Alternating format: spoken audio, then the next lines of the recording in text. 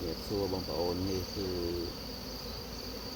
รđờiการថ្មីឆ្នាំ2026បងប្អូនហើយយើងតាក់លំអងទឹកនេះដើម្បីឲ្យក្នុងយើងបានទឹកបានចំណីគឺយើងយកមកដាក់នៅចំការគោហើយចំការគោនេះគឺនៅក្នុងស្រុកកំពង់សៀមខេត្តកំពង់ចាមនៅចិត្តនេះទេបងប្អូនគឺចិត្តទីរួមខេត្តកំពង់ចាមដែរបងប្អូនគឺជាលំអងចំការគោបងប្អូនលំអងនេះគឺជាចំណីរបស់សត្វឃ្មុំបងប្អូនជាចំណីលំអងមិនស្អីគឺលំអងផ្កាឈើគឺលំអងផ្កាគោបងប្អូន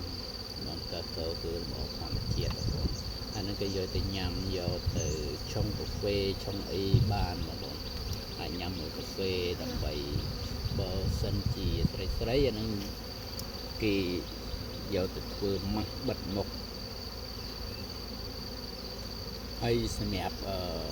គឺជួយសុខភាពមែនតើបងប្អូនហើយបើសិនជាផ្កាគោសុទ្ធយើងធ្លាប់ញ៉ាំហើយគឺនេះទេគឺសាប់ឈឹងទេតែអានេះគឺលំអងគឺសាច់ឃ្មុំវាទៅដាក់ឲ្យមានជាទឹកឃ្មុំទឹកអីលាយដើម្បីឲ្យជាប់ហើយយើងញ៉ាំទៅគឺផ្អែមល្មមបងប្អូនមិនផ្អែមពេកមិនសាពេកគឺល្មមតែម្ដងបងប្អូនអានេះយើងមិនតាក់ទេគឺពេញផ្លិតគឺអត់វាអត់ដាក់ទឹកទេបងប្អូនបើសិនជាយើងតាក់ហ្នឹងវាអាចដាក់ទឹកបានច្រើន